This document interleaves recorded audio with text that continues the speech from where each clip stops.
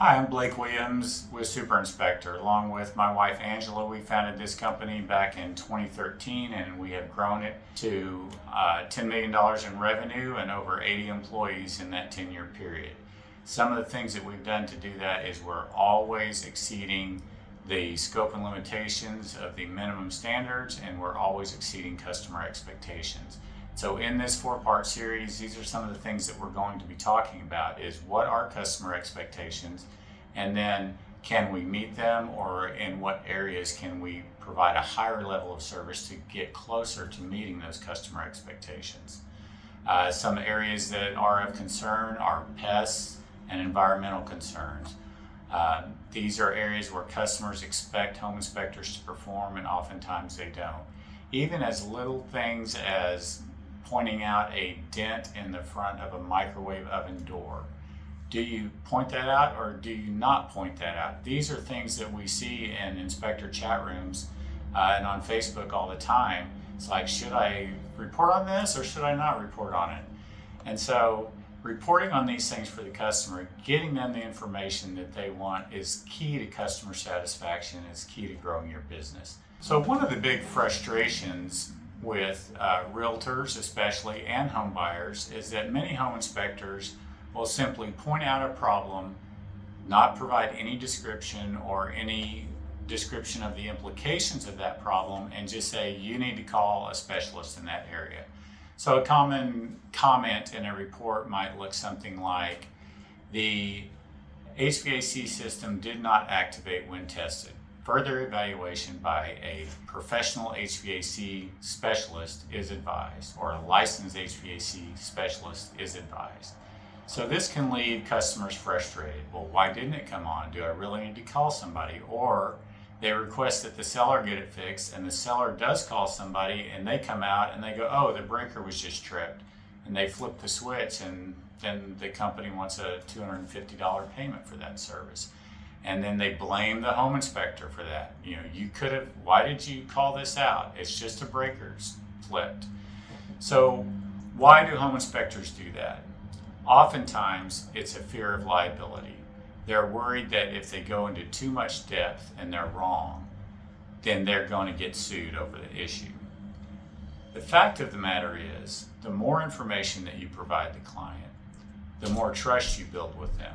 The more trust you build with them, the less likely they are to call a lawyer or call you back and complain. They might find a small item somewhere that the inspector missed for whatever reason and think to themselves, I know he did a great job, I could tell, so I'm not even going to bother him with this issue. But if there are other issues where they feel like he didn't build trust with that client, he didn't give them the information they wanted, every little thing that comes up then becomes a point of consternation for that client. It can leave realtors frustrated when they have to call several different contractors out after the home inspection based on the home inspector's recommendations. Then they're thinking to themselves, why did I hire the home inspector at all? I should have just hired these contractors to come in the first place. So the home inspector should be not only pointing out the deficiencies, but what are the likely causes of the deficiency? What are the implications of those deficiencies?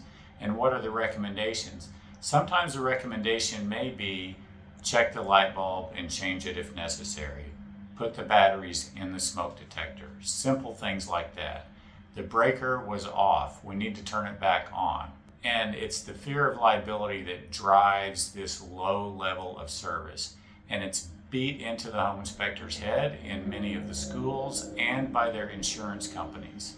What we have found is that providing that higher level of service by describing to them the implications of the problem, the possible causes of the problems, and common sense recommendations, then you're less likely to be held liable for some of those things. With all these problems in our industry, I still recommend that you work with a professional home inspector. They're going to be able to provide you with a report, a comprehensive report that describes all the systems of the house, points out problems areas without having to call several contractors in. A really good home inspector is going to provide you a great report with great information.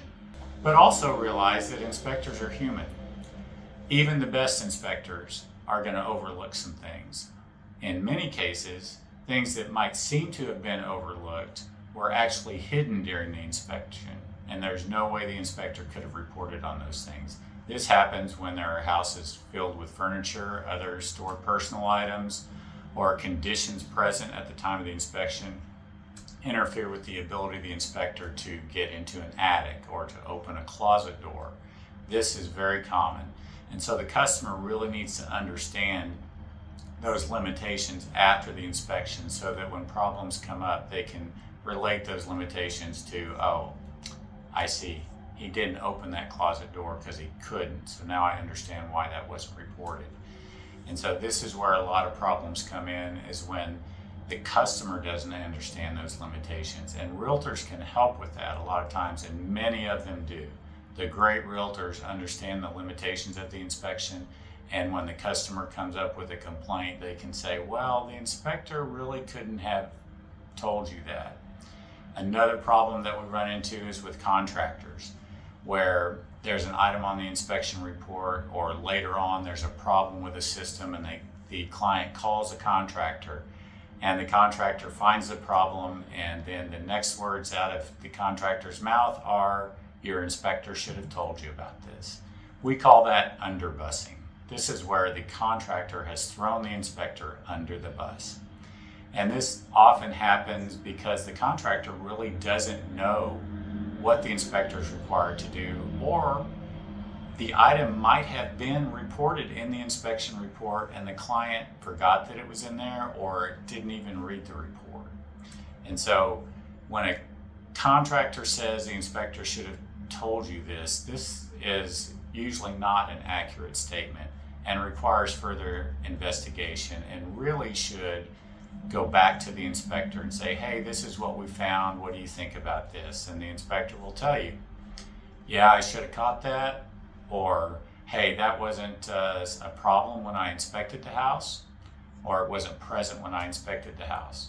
Another place where inspectors get thrown under the bus is when something breaks after the inspection. It may have been working perfectly during the inspection, and then 2 months later it breaks. And many clients think, well, the inspector should have told me that this was going to break, or the contractor comes in and says, your inspector should have told you about this. Another case of underbusing. This is just impractical. The inspector can only determine what's happening at the time of the inspection, cannot predict what's going to happen in the future. These mechanical devices can break at any time. You know, we might be super inspectors, but we're not superhumans. You know, some home buyers might be tempted to skip the home inspection or do it themselves, especially in the real estate climate we've been in for the last 3 years, where there's competition to buy houses, low inventory, and many times the buyer will sweeten their offer by saying, we're going to waive the home inspection. And then what happens later on is they're very disappointed when big problems creep up after they move into the house. We've even seen real estate agents sued over this type of over skipping the inspection, because the home buyer then feels like the realtor should have told them they have to get a home inspection.